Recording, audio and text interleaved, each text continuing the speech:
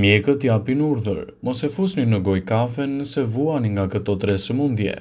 Ndoshta nuk bëni dot pa kafe dhe keni bërë pjesë të pandashme të përditshmërisë së suaj, por duhet të dini se jo gjithmonë kafeja jep efektet e dëshiruara për trupin. Kur ajo nuk ndikon mirë në organizmin tuaj, trupi juaj do të shfaqet disa shenja. Por cilat janë shenjat që u paralajmërojnë se duhet të hiqni menjëherë dorë nga konsumi i kafes pasi mund të kthehet në një dëm të vërtet për shëndetin. Një nga shenjat kryesore është edhe ankthi. Njerëzit të cilët luftojnë me ankthin duhet të shmangin pirjen e kafes, pasi jo vetëm që ajo mund të përkeçojë simptomat e pakthyeshme të ankthit, por gjithashtu, kafeina do të ngrejë nivelin e stresit dhe ju bën të ndjeheni më të nervozuar se zakonisht. Mund të keni gjithashtu dhimbje të stomakut. Para se të fillojmë, bëni një like videos dhe ju lutem klikoni subscribe, do të na ndihmonit shumë. Shumë njerëz që kanë probleme me stomakun shqetësohen nga kafeja e pa kuptuar. Për këtë, shpesh fajsojnë ushqimin, por kafeja mund të jetë një arsye kryesore pse mund të keni dhimbje stomaku. Dhe nëse ndjeni shqetësime menjëherë pasi konsumoni kafe, këshillohet të mos e pini më. Kafeja mund të shkaktojë gjithashtu edhe rrahje më të shpejta të zemrës. Marrja e tepërt e kafes esëll gjithashtu mund të bëjë që zemra juaj të rrahë më shpejt.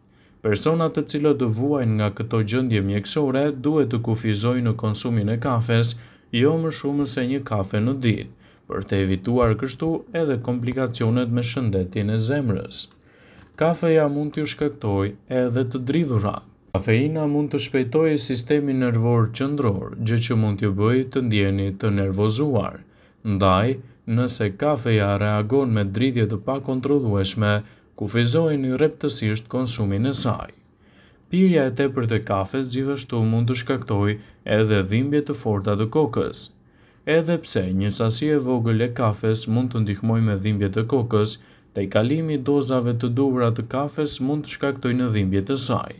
Në këtë rast, flisni për një sasi më të vogël të kafes në dietën tuaj, pasi në të kundërt mund të nxjisë edhe shkaktimin e dhimbjeve të kokës. Kafeja është një nga pijet më të konsumuara në vendin tonë, por të njëjta studime sugjerojnë se duhet të shmangni kafen në raste të caktuara, ose të paktën ta kufizoni edhe për të shmangur efektet anësore, duke filluar kështu që nga ankthi deri te rreziku i zhvillimit të komplikacioneve të larta të shëndetit tuaj. Në këtë video do të rendisim rastet kur kafeja nuk duhet të konsumohet pasi mund të ndikojë negativisht në shëndetin tuaj. Mos e konsumoni kafen shumë të nxehtë. Konsumi i pijeve shumë të nxehta siç është për shembull edhe kafeja ose çaji mund të shkaktojë gjithashtu edhe probleme të rënda të shëndetit tuaj. Mendohet se temperatura dhe jo substanca e pijeve të nxehta mund të shkaktojë probleme të ezofagut nëse ajo është më e lartë se 65 gradë Celsius. Prandaj tregohuni të durueshëm, mos e pini asnjëherë kafen ose çajin super të nxehtë, pasi mund të shkaktojë kështu probleme me ezofagun. Mos konsumoni kafe nëse vuani nga ankthi. Nëse ndiheni pak si në ankth sapo pini kafe, duhet të fajsoni këtë të fundit. Kafeja është gjithashtu një stimuluese shumë e madhe e sistemit tuaj nervor, që shkakton kështu edhe lëshimin e hormonit kortizol dhe të stresit. Në këto raste, ato mund të përkeçojnë edhe më shumë nivelet të ankthit dhe mund të nxisin gjithashtu edhe problemet tuaja të gjumit te personat të cilët vuajnë nga depresioni. Për të minimizuar influencën e kafeinës, përpiquni të mos e teproni me kafen dhe të mos e pini atë të paktën 5 orë përpara se të shkoni për të fjetur. Nëse ju duhet që të flini si duhet, kafeja mund të shkaktojë gjithashtu edhe probleme tek pagjumësia. Nëse vuani nga pagjumësia, pirja e kafes në mbrëmje mund të nxjisë gjithashtu krijimin e shqetësimeve të mëdha, pasi mund të nxjisë edhe probleme të mëdha të shëndetit tuaj. Personat të cilët e kanë të vështirë të bëjnë gjumin si duhet, duhet të heqin dorën nga kafeja. Mos pini kafe që po hapur syt. Konsumi i kafes me stomakun bosh mund të krijojë edhe shqetësime më të mëdha të niveleve tuaja të energjisë. Kjo sepse në orët e para të zgjimit niveli i kortizolit dhe stresit janë gjithashtu në kulmin e tyre. Prandaj ekspertët këshillojnë të paktën të prisni një orë pasi të keni konsumuar diçka përpara se të pini kafen si zakonisht. Kjo do të jetë një mundësi e shkëlqyer për trupin tuaj për të evituar edhe komplikacionet e mundshme. Kafeja është një nga pijet më të konsumuara në botë.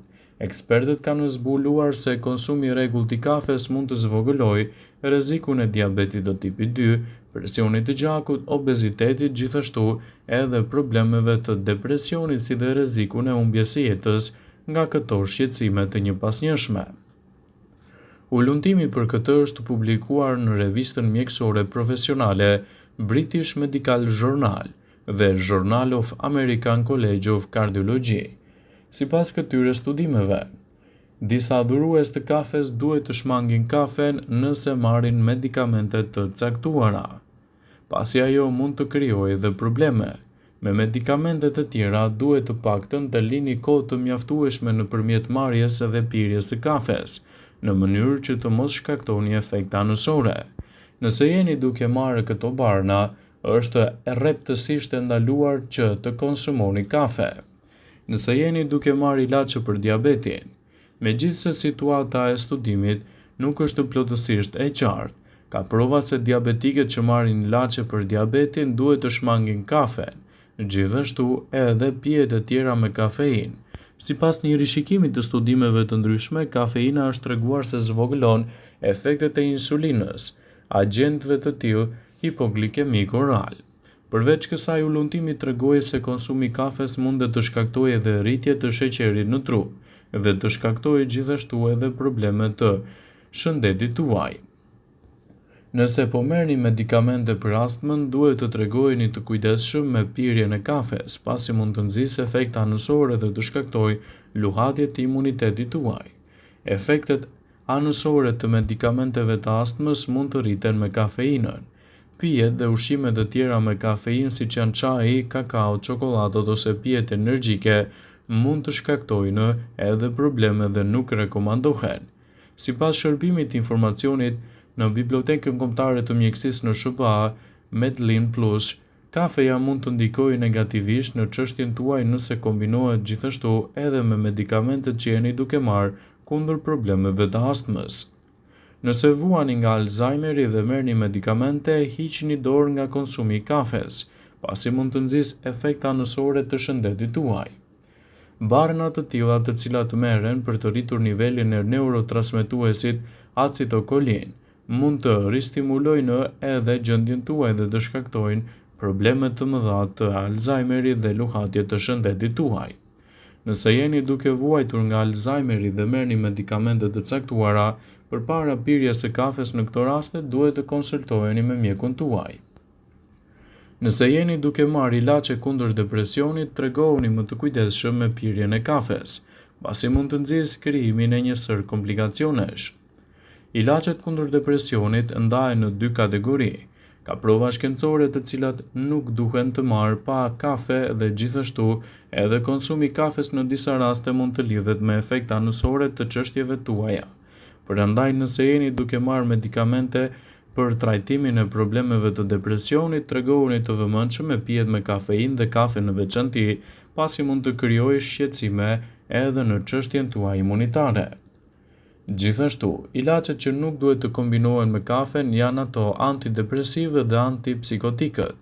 Studimi i fundit ka treguar se konsumi i kafes me ilaçe të tilla siç janë ato antidepresiv dhe antipsikotik mund të shkaktojnë probleme të shëndetit tuaj, të ndikojnë negativisht në imunitet dhe të krijojnë gjithashtu edhe probleme më të rënda.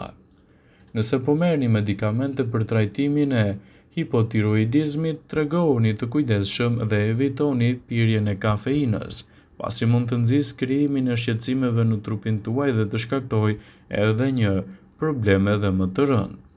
Ekspertët tregojnë se nëse jeni duke marrë ilaçe për ftohjen dhe për alergjinë, duhet të evitoni gjithashtu edhe pirjen e kafes, pasi mund të nxjisë edhe krijimin e shqetësimeve të tilla. Vëmendje. Ju bëjmë me dije se informacionet në këtë video kanë për qëllim që të plotësojnë, të mos zëvendësojnë në këshillat e mjekut tuaj ose të ofruesit të kujdesit tuaj shëndetësor, dhe nuk kanë për qëllim që të mbulojnë në të gjitha përdorimet e mundshme, masat paraprake, ndërveprimet ose dhe efektet e tyre negative për shëndetin tuaj. Pasi ta dëgjonit këtë video, do ju ftoja t'i bënit like dhe ta shpërndanit atë në profilin tuaj në mënyrë që të informohen dhe miqtë e tu.